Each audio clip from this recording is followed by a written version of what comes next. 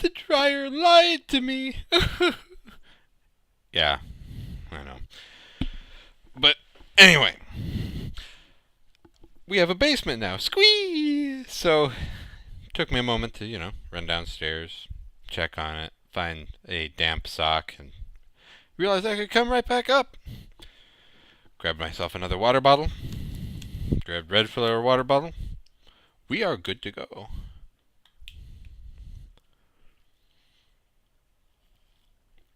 And for some reason, my notes got scrolled down a little bit too far. There we go. So, Vita. Welcome to the PlayStation half of the podcast. PlayStation and news half. Tiny bit of PC. The Vita, a new model, has been announced in Japan. It's going to have 1 gig of internal memory. Oh, excuse me. And there are impending 64 gig memory cards, plus multiple colors. Multiple colors? Keep it. Actually, keep the whole thing, because supposedly the quality of the actual creation has swirled down the toilet. They've cheapened it. This was worth the price. Ooh, I can reflect back onto me. We get the mirror effect going on in this video, and I get distracted easily at this time of night. White Vita, quite worth it. Have loved it. Especially with a 32 gig card. Now, a 64 gig card? Who knows? That'd be fantastic. What I'd probably do is see if GameStop or some other place will let me trade in the cards I have for 64-bit. Because thanks to PlayStation Plus, I don't lose my save files. Sure, I'd have to re-download everything again, but that's not that big of a deal. When we moved, we lost about 10 megabits per second before we were on cable. Now we're on DSL. We haven't noticed it a heck of a lot, except when we're trying to, say, stream an HD YouTube. And if that's the only place we've noticed a problem with it, who cares? 3 WoW logins can still run concurrently. We are still able to go and kick Dire Brew's butt and not suffer lag. Now, when going to Darkmoon Faire and kicking Moonfang's butt, we suffer lag. We suffer tons of lag. But there are tons of people. The wolves are everywhere. And there's a very good reason there's tons of lag. But I got distracted. Lemmings Touch has been announced. I love Lemmings. It's one of those classic puzzle games that I really hope they don't screw up. It's also something I'd actually be willing to pay money for instead of just waiting for PlayStation Plus to give it to me for free. Or free. Air quotes. But it's been announced. I look forward to seeing what it can do. Last but not least in the Vita world, Vita TV. Say what? So, think an Apple TV using a 3DS as the idea. It's about this size, probably. In the back is going to be your HDMI port, a Vita card slot, and a Vita memory slot. Then with Bluetooth, it communicates with a PS3 controller and lets you play on the television. Sony's answer to the Ouya. And it acts like a Vita, which means, theoretically, if you have multiple HD TVs, we don't, you could have your PS4 connected to one, you could have your Vita TV connected to the other, and you could perform remote play from one TV to the other. Brilliant! Amazing! Awesome! And hopefully, if enough people, check this out and go, hey, a cheap way to play my old PS2 games, if I download them again. But, cool, let's give it a shot. They'll then be sold on the Vita, and then more Vita games will be made. My friends at work is trying to convince me to go pick up Dragon's Crown, for instance. Really looks like an amazing game. It's your Ninja Turtles brawler set in a fantasy world, so think Knights of the Round from the Super Nintendo. Awesome. Looks amazing. But I'd probably pick it up for the PS3 over the Vita just because family. Now, that same token, like in part 1, Rayman Origins has been a heck of a lot of fun, just as a one-player game, so there's definitely promise to having it on both. I'm just not sure I can justify paying paying double the price for the game, therefore.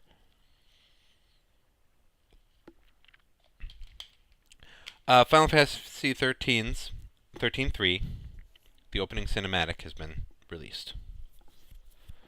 YouTube link on the show notes. PlayStation, PC, still the Sony universe, oddly enough. Everquest II is going to start allowing, maybe it has already, level 85 character purchases. Now, I have no idea what the level cap is in Everquest 2, but I'd be pretty ticked. As a WoW player, my lowest level alliance is now 40. I have 3 at level cap. Almost 4. My mage is almost there. Let's go, Red Flare. So, to just shell out, assuming the cap is at 90, to be ready for Pandaria content, just... ugh. Now, I totally understand the idea of new players or returning players referring a friend and pulling them up closer to their level. But then that friend is there to guide, coach, and assist. Supposedly, the EverQuest folks claim that even though you're a level 85 character, you're going to be eased into the fact that you're a level 85 character. So your hotbars aren't totally full, like you're a level 1. So why are we doing this again? I mean, it cuts out a lot of time, I suppose. Time is money, friend. But it seems a shame. It seems a way to cheapen the MMO experience. Please pass the news.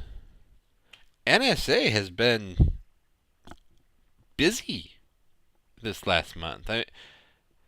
NSA workers are being caught spying on spouses, ex-spouses, ex-girlfriends. Is it really? I mean, I get the whole creepy ex-boyfriend thing. Can kind of understand it from seeing it in various movies and whatnot. This takes it to an entirely new level. Entirely new level. That alone should cement in people's minds that what the NSA doing can easily be abused. Hi, NSA. And they're only collecting metadata. Yay, it's government rant time with Flame Flash, especially while the government's shut down. But metadata. So what is metadata? It means Flame Flash called, oh look, his mother on this date, around this time. After Flame Flash talked with his wife. His wife got a call from the hospital. What can we infer from this? Well, not a whole lot, but now let's link the metadata further. Red Flare also calls other known family contacts. There has been a family event. And sure, they're not listening to the calls themselves, but it's quite clear from the web of metadata, something family level has happened. Something family importance has happened. Like the fact that we're going to have a little girl. Another one. I think I've mentioned that on the podcast before. So, it just... metadata can do a heck of a lot more than what the government wants you to believe. Surprise, surprise! Or, Red Flare attempts to call one of her sisters for the umpteenth time. Clearly something's going on there. That sister either has caller ID or just has forgotten to pay her phone bill. We don't know that, but the NSA actually knows more about the sister than we do. Most likely. And that's scary and sad.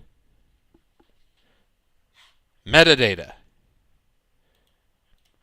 So, there was all this encouragement of, we need to go into Syria.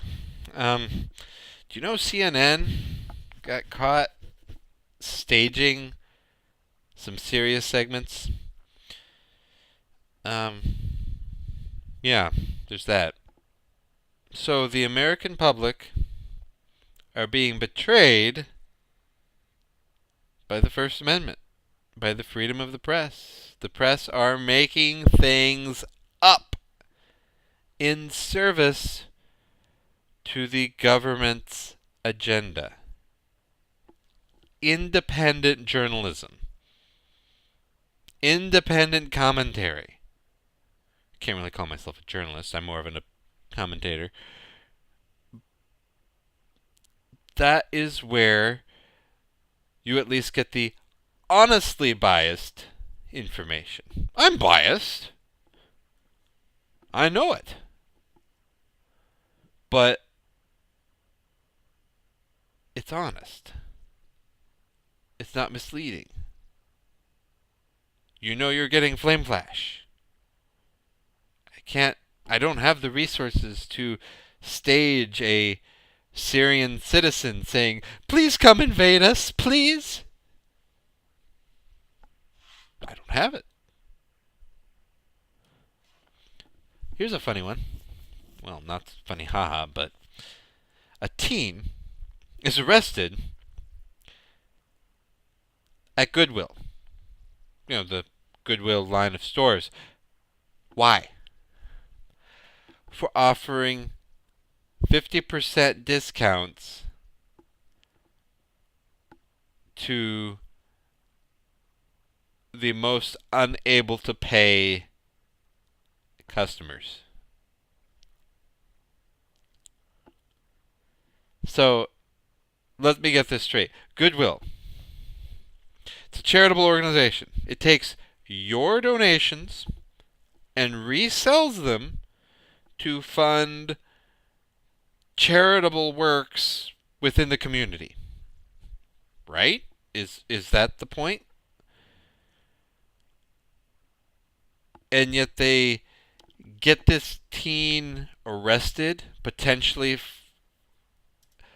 at felony level charges, all because he was helping families in need with Goodwill? Not to be confused with the chain of Goodwill. He even offered to pay the store back, to reimburse the store. Just that he wanted to be sure to give these needy people the 50%.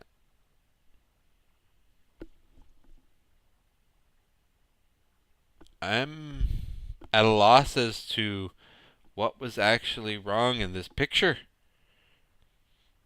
It looks rather pretty. There's no reason it needed to be ended abruptly with felony charges that I believe have since been dropped, fortunately. So, I think this was in the last week. A mother from Connecticut rams the Capitol building barricades. Shots were exchanged. We come to find out, exchanged from police to this mother. I would really like to know more details. The government is in shutdown mode at the moment. Those police officers aren't getting paid. And this unarmed woman smashes into a barricade and then drives away. I mean, I'm pretty sick of what the government's doing as well. I'm not going to smash myself into a barricade. Barricade. That was a weird pronunciation. Barricade. Okay. But I don't think it was right to shoot her either. They have the ability to disable the vehicles. I would think they would definitely have the ability to do so in DC. Either, depending on the make or model, there's the EM pulse that they can fling underneath the car. Spikes, hello? Blows out the tires. Nobody gets shot. Just seems like an extreme situation. I wasn't there. That's why I want more details. And I don't see any out there. It's as though they don't want you to know anything.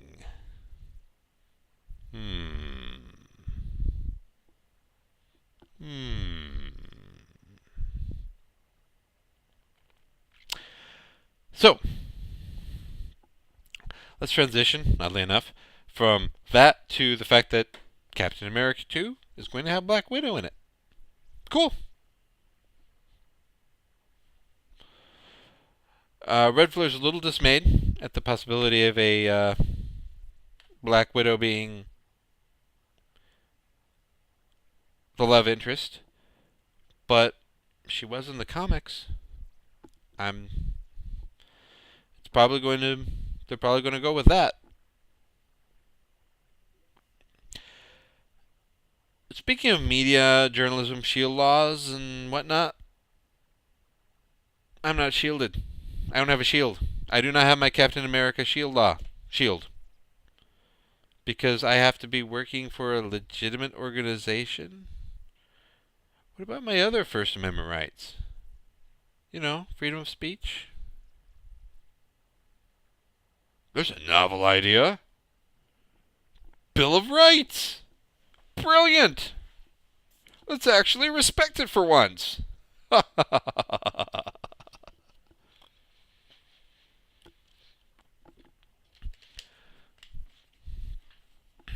So off in the educational realm, angry mother, rightfully so, wrote an article regarding how one class ruined the programming experience for her daughter. Sexual harassment was the main cause. Ooh. My oldest daughter takes after her daddy a lot. She used air quotes for the first time this last weekend. Properly. I was so proud. Just, she takes after me. Interests? No, I don't like Barbies, but she's an awesome amalgamation of Red Flare and I.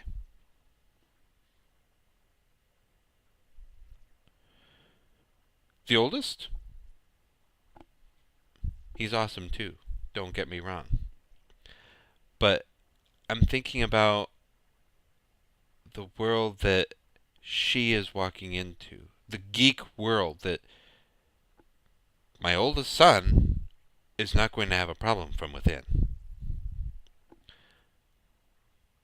He'll be respected, absorbed, and loved pretty much immediately because he is geek. Geek is. But my daughter? She's just as much of a geek. She plays World of Warcraft. She games. She loves her superheroes. She was highly disappointed that I felt Man of Steel was a little too intense for a 9-year-old. Highly disappointed. She wanted to go see it, Daddy. It's hard for me to say no, too.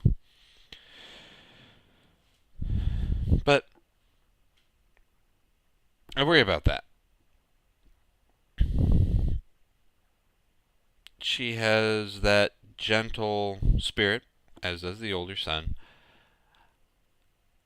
that could easily be crushed by an inattentive teacher who doesn't protect his students properly.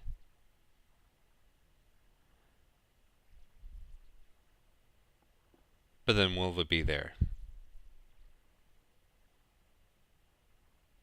Just as that mother was. Because the article, naturally, has gone fairly viral.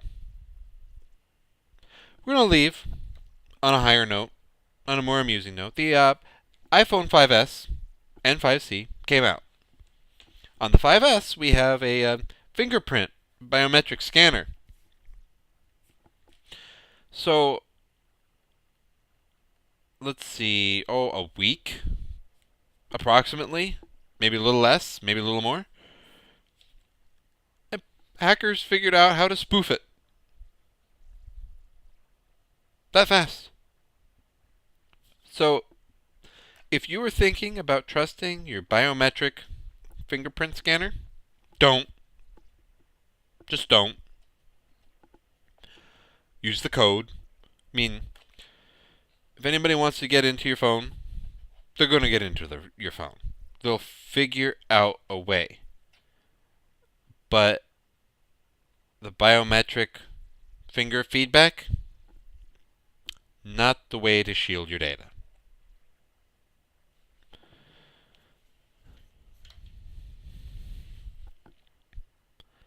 Still, the iPhone 5S, very, very tempting. But this was the grand return, episode 120, part 2 of the FlameFlash.net podcast. The torch carries on, and on, and on, and on. Holy crap, this was an hour. Should put part 1 and part 2 together, basically. I'll see you, hopefully, at my usual time, or around my usual time, and we're going to get back on track. For I am the Flame Flash. See you then.